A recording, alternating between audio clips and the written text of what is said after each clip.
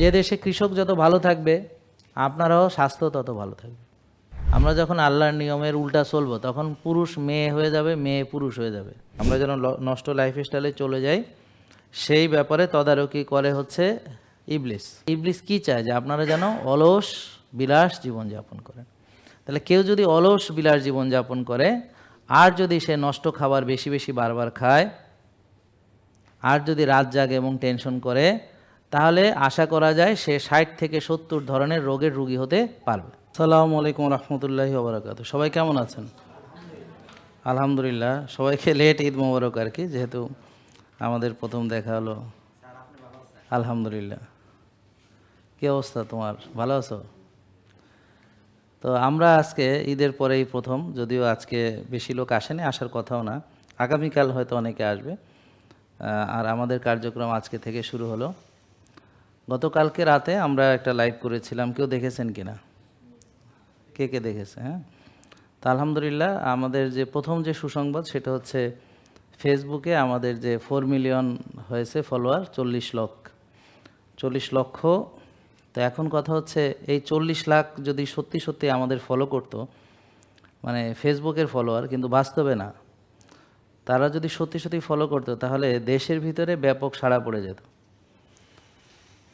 এবং আরও ইউটিউবে আছে 30 লাখের বেশি, তাহলে সব মিলে 70 লাখ। তবে আবার কমন আছে, যেমন ফেসবুক ইউটিউব দুটোতেই আছে অনেকে। তো যাক, সোজা কথা হলো 40-50 লাখ যাই হোক, সবাই যদি লাইফস্টাইল ফলো করতো, 50 লাখ লোকও যদি ওষুধ মুক্ত হতে পারতো, তাহলে দেশে একটি ব্যাপক সাড়া পড়ে যেত। তবে আমাদের ফলোয়ার যে বাংলাদেশে না, সারা পৃথিবীতে, যেমন ও আমেরিকা থেকে আসছে, অর্থাৎ যারা আমেরিকাতে আছে, কানাডাতে আছে, অস্ট্রেলিয়াতে আছে, ইংল্যান্ডে আছে, এরকম অনেকেই আমাদের ফলো করেন এবং প্রতিনিয়ত এদের সংখ্যা বাড়ছে। তো গতকাল আমি কিছু কথা বলেছিলাম। তো আজকে আমরা যে আমাদের যে মূল আলোচনা, যে এই যে পরীক্ষাগুলা, ইভেন আমেরিকাতেও সহজভাবে এই পরীক্ষাগুলো করানো যায় না, মানে করাতে চায় না। এবং সারা পৃথিবীতে একটাই, মানে একই রকম নীতি চলতেছে, একটা নীতিতেই চলতেছে পুরো পৃথিবী। সেই নীতিটা হলো যে সাধারণ মানুষদেরকে প্রোডাক্ট তৈরি করা হচ্ছে। তো এখন সাধারণ মানুষকে নিয়ে যদি খেলতে হয়, তাহলে তাদেরকে প্রথমেই আল্লাহর কাছ থেকে দূরে সরাতে হয়। আর আল্লাহর কাছ থেকে দূরে সরাতে হলে তাকে প্রাত্যহিক জীবনে, অর্থাৎ প্রতিটা তার যে খাওয়া দাওয়া, চলা ফেরা, ঘুম, তো ঠিক প্রতিটা কাজের ভিতরে আল্লাহ যেমন বলেছেন তার বিপরীত, মানে আপনাকে পরিচালিত করলে আপনি আল্লাহর থেকে ধীরে ধীরে দূরে সরে যাবেন। ধরেন আল্লাহ যেভাবে খেতে বলেছে খেলেন না, যখন ঘুমাতে বলেছে ঘুমালেন না, যেভাবে আপনার ডিসিপ্লিন মানতে বলেছেন মানলেন না। যেমন ধরেন গতকাল রাত্রে এই কথাটি বলেছি এবং আমি মনে হয় প্রায় দিনই বলি, কি রমজানে যারা 30টা রোজা রাখলো, 30 দিনই অনেকে ফজরের নামাজ জামাতে পড়েছে। রোজা শেষ আবার সেই সারা বছরের মতো 1.5, 2, 2.5, 3 কাতার ফজরের নামাজে। তো যেহেতু আজকে বৃষ্টি, একটু মানে আবহাওয়াটা ঠান্ডা, তো আজকে আরও কম। তো এটা হচ্ছে আমাদের এই সমাজের চিত্র, এবং এটা কিন্তু পরিবর্তন হচ্ছে না, এভাবেই চলতেছে। যে প্রতি বছর, মানে প্রতি বছরে একই নিয়মে চলতেছে। সবাই ধরেন ফজরের নামাজে কয়েক তলা পর্যন্ত লোক ছিল এই কয়েকদিন আগের কথা, এখন তারা মসজিদে নেই। বুঝতে পারছেন? দেখেন আপনাদের এলাকার চিত্র কি। বলে আমি তো নিজেও যাই না, জানবো কী করে? গেলে না দেখবো যে ফজরে কয়জন আসে। কথা বুঝতে পারছেন? তাহলে ফজরের নামাজ জামাতে পড়েন নাই পুরো রমজান মাস আপনারা, নাকি নাকি সেটাও পড়েন নাই? নিশ্চয়ই অনেকে পড়ছে। তো আর এখন গিয়ে দেখেন ফজরের নামাজে, ফজরের মানে যে জামাত হয়, জামাতে কয়জন উপস্থিত, এর কারণ কি? তো আমরা যতটা মনে করেন আল্লাহর থেকে সরে যাব, ততটাই আল্লাহর ডিসিপ্লিন ছেড়ে দেওয়ার কারণে অকল্যাণ এর ভিতর গিয়ে পড়ব। কোথায় পড়ব বলেন? অকল্যাণ। তাহলে নিশ্চয়ই কল্যাণ আছে আল্লাহ যেভাবে বলেছেন সেভাবে চলতে। আর তাহলে আমরা সেভাবে যেন না চলি, এটা কার বুদ্ধি? ইবলিসের বুদ্ধি। ইবলিস ছাড়া পেয়েছে হচ্ছে ঈদের আগের সন্ধ্যার পরে, এবং ইবলিস যে ছাড়া পেয়েছে দেখবেন যে বাজি ফোটানো থেকে শুরু করে সব আপনার শুরু হয়ে গেছে। টিভিতে যারা এতদিন ঘুমটা পড়ে সংবাদ পাঠ করছে এরা এখন ঘুমটা খুলে ফেলছে। তারপরে নাচানাচির প্রোগ্রাম শুরু হয়ে গেছে, গান বাজনার প্রোগ্রাম শুরু হয়ে গেছে, সিনেমা শুরু হয়ে গেছে। যারা সারা মাস রোজা রাখছে ওরা এখন লাইন ধরে টিকিট কেটে এখন সিনেমা দেখতেছে শাকিব খানে। তো তাহলে এখন তারা এই মুসলমানরাই আবার মসজিদেও যায়, আবার সিনেমা হলেও যায়। এরাই সারা বছর মনে করেন দুষ্টামি করে, রমজানে নামাজ পড়ে, মসজিদে যায়, রোজা রাখে, আর রমজান শেষ হওয়ার সাথে সাথে ইবলিস ছাড়া পাওয়ার সাথে সাথেই তারা আবার তাদের পুরাতন উচ্ছৃঙ্খল লাইফস্টাইলে ফেরত যায় বা বিশৃঙ্খল জীবনে সে প্রত্যাবর্তন করে, এবং এই লুপ থেকে কেউ বেরোতে পারছে না। আমরা যেন নষ্ট লাইফস্টাইলে চলে যাই, নষ্ট লাইফস্টাইলে চলে যাই, সেই ব্যাপারে তদারকি করে হচ্ছে ইবলিস। তো সে ওয়াসওয়াসা দেয়। ওয়াসওয়াসাটা কিভাবে দেয়? আপনারই মনে হচ্ছে যে আজকে ফজরের নামাজে যাব না, আপনারই মনে হচ্ছে আজকে মসজিদে যাব না, আপনারই মনে হচ্ছে যে না ব্যায়াম করতে কষ্ট, মানে আজকে করব না। সহজ পথটা মানুষ বেছে নেয়, কঠিন পথটা মানুষ বেছে নিতে ব্রেন বলে, তার মনের ভিতর থেকে বলে না এই পথটা কঠিন, তুমি সোজা পথে হাঁটো। সোজা পথ মানে ইহদিনা সিরাতাল মুস্তাকিম না, সোজা পথ মানে তোমার মন যা চায়, তোমার যেটাতে কষ্ট না হয়। যেমন ব্যায়াম করা কষ্ট, তো ব্যায়াম করার দরকার নেই। আর্লি ঘুমাতে গেলে কষ্ট না, রাত জাগাটা সহজ, তাহলে রাত জাগো। তারপরে খাওয়া সামনে দেখে কন্ট্রোল করাটা কঠিন, এই জন্যে খাও, আসলেই খাও, মানে দেরি করো না। বা তোমার কি মনে চায়, তোমার এখন মনে উঠলো আমার পিজা খাইতে হবে, তো ঠিক আছে তাড়াতাড়ি অর্ডার করো, কয়েক মিনিটের মধ্যে হাজির। এখন সহজভাবে করে দিছে, যেমন আপনি মোবাইলে টিপ দিলে মনে হয়েছে পিজার ছবি বের করছেন, টিপ দিয়েছেন, পিজা বাসায় চলে আসছে, মানে ইজি করে দেওয়া হয়েছে। নাহলে তো এখন ধরেন দেখা গেল আপনার পিজা খাইতে আবার রেডি হইতে হবে, মার্কেটে যাইতে হবে। এখন হয়তো দেখা গেল আপনি এত কষ্ট করে পিজাটা হয়তো খাইলেন নাকি, বুঝেন না কথা? তো এই জন্যে দ্রুততম সময়ের ভিতরে মনে আসার সাথে সাথে ডিজায়ারটাকে ফুলফিল করে দেওয়ার ব্যবস্থা হয়েছে, যেন মানুষ আর কোনো সুযোগ না থাকে। ধরেন এখন আপনার হঠাৎ একটা জিনিস মন চাইছে, টিপ দিলে জিনিসটা কিনে ফেললেন। বা যদি দেখা গেল না মার্কেটে যাই কিনতে হবে, তখন অনেক সময় দেখা গেল যাইতে যাইতে ইচ্ছাটাও চলে যায়, তা কেনার যে টেন্ডেন্সিটা থাকে, যে ঝোঁকটা থাকে, সেটা কমে যায়, বা মানুষ চিন্তা ভাবনার সময় পায় যে এই জিনিসটা আমি করব কি করব না, তো দেখা গেল সে গেল না, কিনলো না জিনিসটা। কিন্তু যদি একদম হাতের নাগালে থাকে সে সাথে সাথে অর্ডার করলেই চলে আসলো। মানে ব্যাপারটাকে কি করা হয়েছে, সহজ করে দেওয়া হয়েছে, ইজি করে দেওয়া হয়েছে। আপনার যে যখনই যেটা মনে আসে সাথে সাথে যেন করতে পারেন সেটাতে। এটা হলো ইবলিস কিভাবে এই ধোঁকাটা আবিষ্কার করছে, সেটা হলো জান্নাতের যে পরিবেশ, পৃথিবীতেই সে আপনাদেরকে জান্নাত দিতে চায়, পৃথিবী থেকে আপনাকে জান্নাত দিতে চায়। ইবলিস হচ্ছে পৃথিবীটাকে জান্নাত বানাইতে চায়, আর মুমিনের জন্য পৃথিবীটা হচ্ছে জেলখানা। নাকি বুঝতে পারতেছেন কিনা দেখেন, মুমিনের জন্য পৃথিবীটা কি জেলখানা, আর ইবলিস পৃথিবীকে কি বানাবে, দাজ্জাল কি বানাবে, দাজ্জালের জান্নাত থাকবে, দাজ্জালের জাহান্নাম থাকবে। তো পৃথিবীটাকে দাজ্জাল আপনাদের জন্য কি করবে, জান্নাত বানায় দিবে যারা দাজ্জালকে ফলো করবে। কীরকম? যারা আল্লাহ যেভাবে খেতে বলছে খায় না, যেভাবে ঘুমাইতে বলছে ঘুমায় না, যেভাবে ডিসিপ্লিন মানতে বলছে মানে না, যেভাবে চলতে বলছে চলে না, এই ধরনের যারা, তারাই মূলত দাজ্জালের ফলোয়ার। নাকি বুঝেন নাই মনে হয়? মানে ধরেন আল্লাহ বলছে মসজিদে যে নামাজ পড়ে, আপনি নামাজই পড়েন বা পড়লেও মসজিদে যান না, কথার কথা।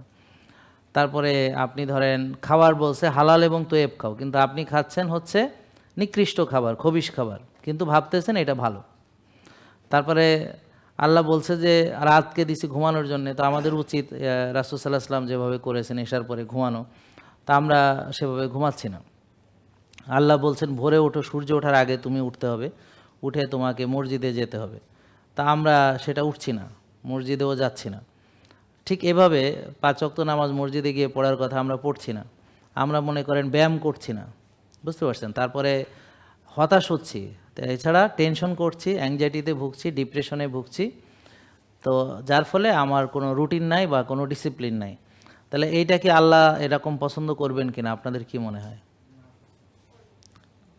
বুঝতে পারছেন? করবেন এটা? না। তাহলে আল্লাহ কি বলেননি পবিত্র কোরআনে যে তৈব খেতে হবে? তা আমরা যারা খবিশ খাবো তাদের কি পরিণতি হবে? আমাদের এই যে হোমায়ার বেড়ে যাবে, সেলুলার ওভারলোড হবে, প্রদাহ তৈরি হবে, হ্যাঁ, আমার ইনসুলিন বেড়ে যাবে, ইনসুলিন রেজিস্ট্যান্স বেড়ে যাবে, বুঝতে পারছেন? আমার রক্তনালীর ভিতরে অ্যাথেরোস্ক্লেরোসিস তৈরি হবে, ধীরে ধীরে ব্লক হতে হতে আমার হার্ট অ্যাটাক করবে, আমার ব্রেন স্ট্রোক করবে, আমার প্যারালাইসিস হবে, হ্যাঁ, আমার ভুঁড়ি বড় হতে হতে, হ্যাঁ, আমি অবেসিটিতে পড়ে যাব, তারপর টেস্টোস্টেরন নষ্ট হবে, অ্যারোমাটাইজড হবে, টেস্টোস্টেরন চুরি হবে, হ্যাঁ, সেক্স হরমোন বাইন্ডিং গ্লোবুলিন এসে এটাকে বাইন্ড করবে, তারপর হচ্ছে আমাদের অ্যারোমাটাইজড হয়ে, হ্যাঁ, টেস্টোস্টেরনটা এস্ট্রাডিওল বা এস্ট্রোজেনে পরিণত হবে, পুরুষ হয়ে যাবে মেয়েদের মতো। আবার মেয়েদের পিসিওএস হবে, মেয়ে হয়ে যাবে পুরুষের মতো, তার বুকে লোম গজাবে, দাড়ি হবে, মোষ হবে। তাহলে আমরা যখন আল্লাহর নিয়মের উল্টা চলবো তখন পুরুষ মেয়ে হয়ে যাবে, মেয়ে পুরুষ হয়ে যাবে, মানে সেই ইসের মতো, ওই যে কি বলে, শরীফ থেকে শরীফা নাকি, এরকম অবস্থা হবে, বুঝতে পারছেন? তো ঠিক একেবারে আপনার ইয়াটা উল্টে যাবে, অর্থাৎ মেয়েদের আপনার এই পিসিওএস হলে কি হয়, পলিসিস্টিক ওভারি, তাতে কি সমস্যা, মাসিক হয় না, তাহলে বাচ্চা হবে কিভাবে, মানে ইনফার্টিলিটি। কেন হয় না? সেই মেয়ে টেস্টোস্টেরন বেশি, মাসিক কী করে হতে পারে? সে তো পুরুষের মতো হরমোন তার। তো ওভারিতে সিস্ট হয়, তারপর হচ্ছে তার কারো বুকে লোম গজায়। তো বুকে লোম কাদের গজানোর কথা? ছেলেদের, কিন্তু মেয়েদের বুকে অবাঞ্ছিত লোম হয় এবং দাড়ি মোছ হয়, মুখে অবাঞ্ছিত লোম হয়, এরকম প্রচুর, এক দুইজন না, প্রচুর। এবং বিশেষ করে এখন যারা ফাস্টফুড খাচ্ছে, রাত জাগছে, টেনশন করছে, রোদে যায় না, ঘাসে আটে না, কোনো ব্যায়াম করে না, এদের প্রায় সবাই। এবং যাদের এখনও হয়নি তাদের হয়ে যাবে। এটা মোটা চিকন কোনো ম্যাটার করতেছে না। এখন প্রচুর মেয়ে শুকনা কিন্তু পিসিওএস আছে, মোটাদের তো আছেই প্রচুর। এখন এটা একেবারে প্রায় ফ্যামিলিতে, এমন কোনো মেয়ে নাই যে বাদ, বিশেষ করে যারা ব্যায়াম করে না, যাদের টেনশন স্ট্রেস, যারা রাত জাগে এবং যারা নষ্ট খাবার খায়, প্রায় সবাই। তাহলে এটা ঘরে ঘরে হয়ে গেছে। দাড়ি মোছ হচ্ছে, মাথায় টাক পড়ে, চুল পড়ে যায়, ছেলেদের মতো টাক হয়, ব্রণ হয় মুখে, ঘাড় কালো হয়, বগল কালো হয়, আঁচিল হয়, আর ইত্যাদি। তাহলে মেয়েটার কি হলো? পুরুষের মতো হয়ে গেল। আর পুরুষটা হয়ে যায় মেয়েদের মতো, তার গাইনোকোমেশি হয়, ব্রেস্টগুলো হয়ে যায় মেয়েদের মতো, ভুঁড়ি বড়, ব্রেস্ট মেয়েদের মতো, এবং তার টেস্টোস্টেরনের বদলে তার ইস্ট্রোজেন বাড়তে থাকে, টেস্টোস্টেরন কমে যায়, ইস্ট্রোজেন বাড়তে থাকে। তাহলে সে মেয়েলি আচরণ হয়, মেয়েদের মতো হয়ে যায়। আর পুরুষ হয়ে যায় মেয়েদের মতো, আর মেয়ে হয়ে যায় কি পুরুষদের মতো। মেয়ের দাড়ি মোছ হয়, মেয়ের মাথায় টাক পড়ে। তাহলে মেয়েদের এটার নাম হলো পিসিওএস, পুরুষদের ইডি বলে। বাট এটা শুধু ইডি বললে হবে না, এর পিছনে গাইনোকোমেশিয়া আছে, আরও অনেক কারণ আছে, অ্যারোমাটাইজেশন আছে, তারপর যে টেস্টোস্টেরন তৈরি হয় সেটাও সেক্স হরমোন বাইন্ডিং গ্লোবুলিন দ্বারা সেটা বাইন্ড করে ফেলে।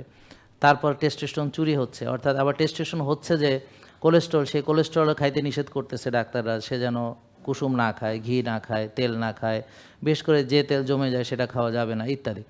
এবং তাকে চর্বি কমানোর ওষুধ দেওয়া হয়। তো চর্বি কমানোর ওষুধ খেতে গিয়ে তার যে র ম্যাটেরিয়ালস, টেস্টোস্টেরন তৈরি হয় কোলেস্ট্রল দ্বারা, সেই কোলেস্ট্রল র ম্যাটেরিয়াল চর্বি দ্বারা টেস্টোস্টেরন তৈরি হয়। চর্বি না খেলে টেস্টোস্টেরন হবে কোত্থেকে? তো এই জন্যে তাদের পুরুষত্ব নষ্ট হয়। তারপরে আরও আছে, অ্যাথেরোস্ক্লেরোসিস হওয়ার পরে তার পুরুষাঙ্গে আপনার রক্ত যেতে পারে না, তার ফলে এটার মানে ইডি হয়ে যায়, ওটার মানে ইয়ে হতে পারে, তার কার্যকারিতা হারায়, ইডি ডেভেলপ করে। তার মানে অনেকগুলো কারণ আছে। হ্যাঁ, তো এখন অ্যাথেরোস্ক্লেরোসিসের কারণের ভিতরে স্ট্রেস আছে, নষ্ট খাওয়া আছে, তারপরে ইনসুলিন রেজিস্ট্যান্স আছে, প্রদাহ আছে ইত্যাদি, আরও অনেক কিছু। তো এইভাবে দেখা যাচ্ছে যে একটা পুরুষ তার পুরুষত্ব নষ্ট হচ্ছে। তাহলে আর ওই লোকটার জীবনে থাকে কি? একটা মেয়ে, সে মা হতে পারছে না, এবং এরা যদি স্বামী স্ত্রী হয় ভাই বোনের মতো সংসার করে, দুটোই রুগী থাকলে। আর যদি একটা রুগী থাকে একটা ভালো থাকে তাহলে সংসার নষ্ট হয়ে যায়, ডিভোর্স হয়ে যায়। হ্যাঁ, আর যদি দুইটাই রুগী থাকে তাহলে সংসার নষ্ট হয় না, তবে সংসারের ভিতরে স্বামী স্ত্রী রিলেশন থাকে না, ভাই বোনের সম্পর্ক থাকে। তো এভাবে প্রচুর মানে এখন কাপল তারা ভাই বোনের মতো সংসার করতেছে বা মনে কষ্ট নিয়ে সংসার করতেছে, কিন্তু তাদের যে সক্ষমতা ধ্বংস। কিভাবে? কারণ তারা আল্লাহ যেভাবে বলছে সেভাবে খায় নাই, যেভাবে যখন ঘুমাইতে বলছে ঘুমায় নাই, তারপর যখন আপনার উঠতে বলছে উঠে নাই। হ্যাঁ, তো তারা অনিয়ম করেছে, তার রেজাল্ট হচ্ছে এগুলো। ইবলিস কি চায়? যে আপনারা যেন অলস বিলাস জীবনযাপন করেন। তাহলে কেউ যদি অলস বিলাস জীবনযাপন করে, আর যদি সে নষ্ট খাবার বেশি বেশি বারবার খায়, আর যদি রাত জাগে এবং টেনশন করে, তাহলে আশা করা যায় সে 60 থেকে 70 ধরনের রোগের রোগী হতে পারবে। কয়টা রোগ? তাইলে ইবলিস কি চাইবে? আপনি যেন বেশি খান, বারবার খান। আর আল্লাহ চাইবে আপনি যেন রোজা রাখেন এবং পরিমিত খান। ইবলিস চাইবে আপনি যেন খবিশ খাবার খান, হালাল খান তবে খবিশ খান। আর আল্লাহ বলছে হালাল এবং তৈব খেতে হবে, সর্বোৎকৃষ্টটা খেতে হবে। এখন আপনারা সর্বোৎকৃষ্ট খান না কেন? এক হচ্ছে পান না সর্বোৎকৃষ্ট, আর একটা হলো সর্বোৎকৃষ্টের দামও সর্বোৎকৃষ্ট হয়ে থাকে। তাইলে আপনারা কি করেন? সস্তা এবং অ্যাভেলেবেল, মানে যা পাই তাই খায় এবং যেটা কম দামে। বেশি দাম হলে তো খাওয়া যাবে না, কারণ অনেক সবারই একটা বাজেট থাকে। তো বাজেটে খাওয়ার খরচটা থাকে হচ্ছে সবচেয়ে বাঁচানো যায় টাকা বাজার খরচ থেকে।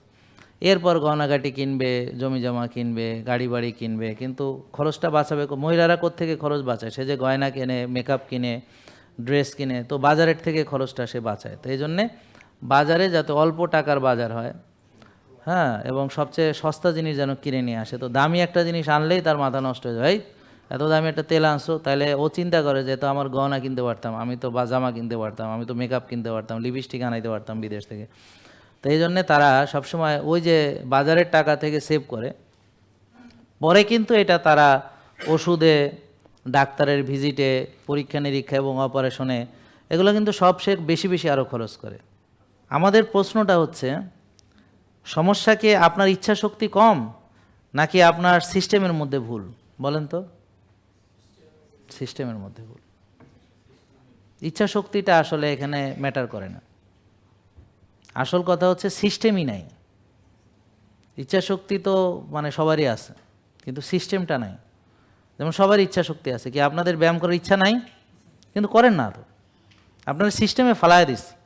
এই সিস্টেমে ফালাইছে কারা? যারা এই পুরো পৃথিবীকে নিয়ন্ত্রণ করে। তারা আপনাকে এমনভাবে সিস্টেমে ফালাইছে যে আপনি যেন রুগী হয়ে ওঠেন, সেটা তারা বুঝবে কিভাবে রুগী হবে। একটা লোককে অলস বিলাস জীবনযাপন এবং স্ট্রেসফুল লাইফ এবং রাত জাগা আর নিজের দিকে না তাকানোর কোনো সময় নেই, এইভাবে চালাইলে আলটিমেটলি তারা সাকসেস। তখন আপনি ফুড ইন্ডাস্ট্রির প্রোডাক্ট হবেন, আপনি ড্রাগ ইন্ডাস্ট্রির প্রোডাক্ট হবেন। হ্যাঁ, ওই যে আমেরিকার যে এখন আছে secretary John F Kennedy junior, সে কী বলছে জানেন? আমি যে কথা বহুদিন ধরে বলে আসছি যে আপনারা যেগুলো খান এগুলো ফুড লাইক সাবস্টেন্স। আমরা যেমন সাবস্টেন্স অ্যাবিউজ মানে বুঝেন? সাবস্টেন্স অ্যাবিউজ করা, এই যে ড্রাগ অ্যাডিকশন, এটা কিন্তু সাবস্টেন্স অ্যাবিউজ। বুঝতে পারছেন না?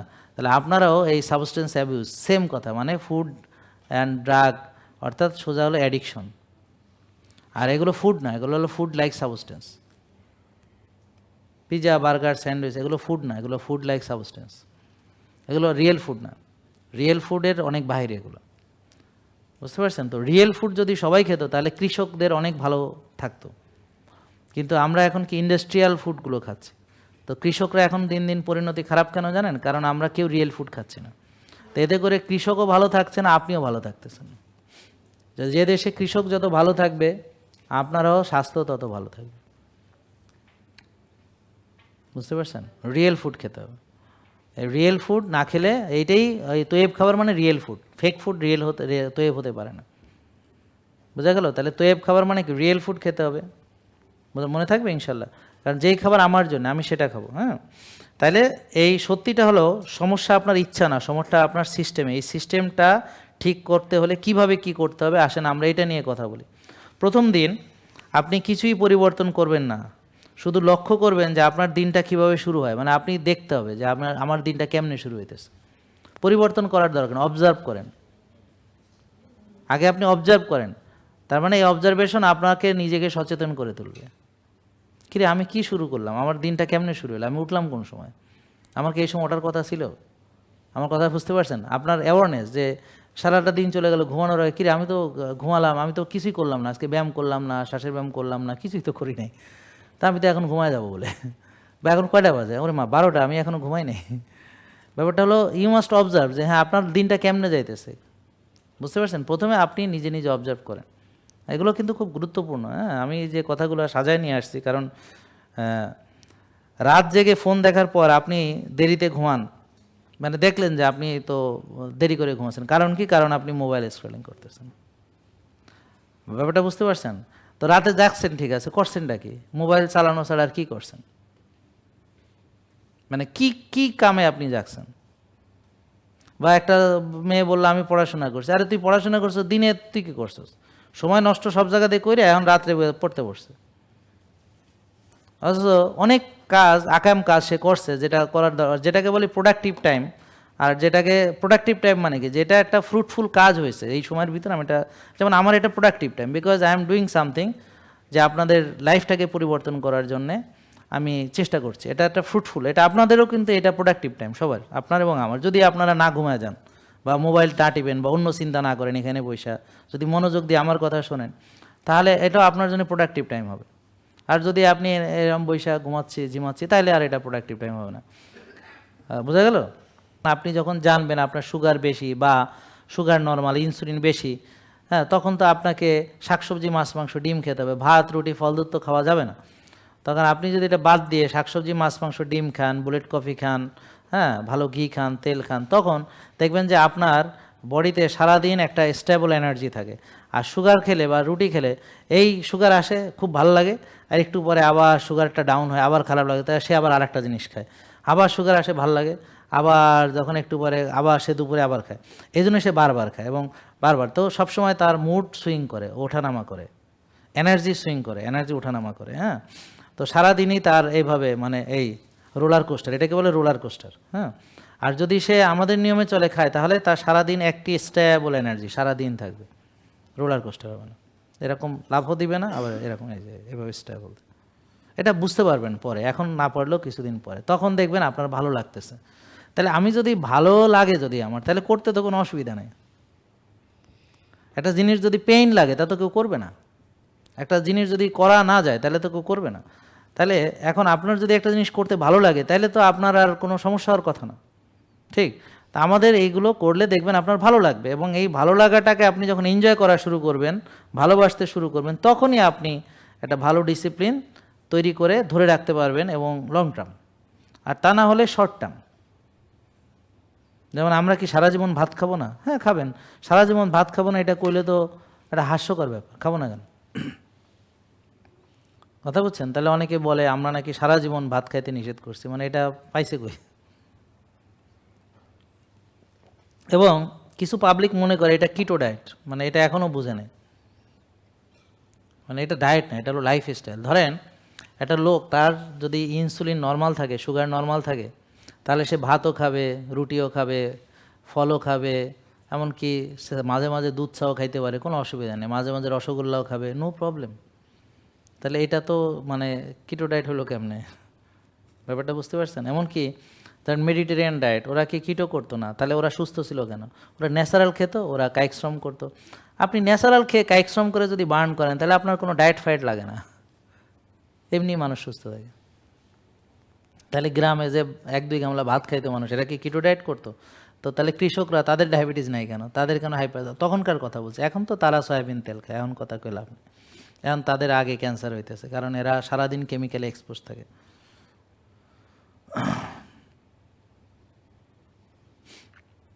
তাহলে আপনার যে খাবার, সেটা আপনার মেটাবলিক প্রোফাইলের সাথে সঙ্গতিপূর্ণ হইতে হবে। তাহলে আপনি যে কোনো খাবার খাইতে পারবেন, যদি আপনার সেটা রিপোর্ট ভালো থাকে। তাইলে যাদের রিপোর্ট খারাপ আছে, অর্থাৎ যাদের ভাত খেতে নিষেধ করি, তারা কারা? যাদের চিনি বেশি, অথবা ইনসুলিন বেশি, অথবা টিজি বেশি, ট্রাইগ্লিসারাইড, অথবা তার হোমাইয়ার বেশি। এই জন্যে তাদেরকে নিষেধ করি। কতদিনের জন্য? রিপোর্ট ভালো না হওয়া পর্যন্ত। তারপর সে সব খাবে। তারপর খেয়ে যদি সে আবার অনিয়ম করে, তাহলে আবার এগুলো বাড়বে, বাড়লে আবার বন্ধ হবে। আর যদি সে নিয়মের ভিতরে থাকে, সারা জীবন খাইতে পারবে, কোনো অসুবিধা নেই। যারা ওজন বাড়াবে তাদের জন্য কিন্তু খাবার আলাদা, যারা কমাবে তাদের জন্য আলাদা। আমার কথা বুঝতে পারছেন? যাদের রিপোর্ট সব ভালো, মেনটেনিংয়ে আছে, তাদের জন্য একরকম, আর যাদের রিপোর্ট সব খারাপ তাদের জন্য আরেক রকম। তাহলে আমরা খাবারটা হচ্ছে তার শরীরটা দেখে, রোগ দেখে, সমস্যা দেখে, এবং তার মেটাবলিক প্রোফাইল দেখে, অর্থাৎ তার হোমাইয়ার, insulin resistance, sugar, vitamin D, এগুলো দেখে আমরা তাকে গুরুত্ব দিই যে এই খাবারগুলো আপনার জন্য এই মুহূর্তে সবচেয়ে গুরুত্বপূর্ণ খাওয়া। যেমন আমরা যদি দেখি ওর টেস্টোস্টেরন কম, তাহলে তাকে তো ভালো কোলেস্ট্রল দিতে হবে। যদি দেখি ভিটামিন ডি কম, ভালো কোলেস্ট্রল দিতে হবে। তাকে আমরা সেভাবে খাবারটা ডিজাইন করি রিপোর্টের আলোকে। রিপোর্ট না থাকলে সেটা করা সম্ভব না, মানে অন্ধভাবে করতে হবে, বাট স্পেসিফিক করা সম্ভব না, টার্গেটেড করা সম্ভব না। মানে একটা গোল সেট করে দেওয়া সম্ভব না। যেমন আমরা আপনাকে গোল সেট করে দেবো যে আপনার হোমওয়ার হলো 6, লাগবে 1, তা আসেন কীভাবে আপনি 1-এ আনবেন। এখন আমি জানি না আপনার হোমওয়ার কত, আপনারা কী গোল সেট করে দিব আমি। তারপর ধরেন আমরা দেখলাম আপনার ভিটামিন ডি 15, লাগবে 100, তাহলে আমরা একটা আপনাকে গোল সেট করে দিলাম যে আপনাকে 15 আছে, 100 লাগবে, করতে হবে কি, এই করতে হবে, রোদে যেতে হবে, ইত্যাদি ইত্যাদি। হ্যাঁ, তাহলে আপনার ভিতরেও আবার 2-3 মাস পরে এসে দেখলেন আপনার 15 থেকে এবার 30 হয়েছে, ওহ আপনিও খুশি। হ্যাঁ, তারপর আবার মন খারাপ যে না আমার তো 100 করা লাগে, আরে 100 তো আস্তে আস্তে হবে, 15 থেকে 30 হয়েছে, ডাবল হয়েছে, আপনার আগের থেকে ডাবল হয়েছে, তো এটা খুশির ব্যাপার, অ্যাপ্রিসিয়েট করেন। জেকে লাইফস্টাইল, ওষুধ মুক্ত সুস্থ জীবন।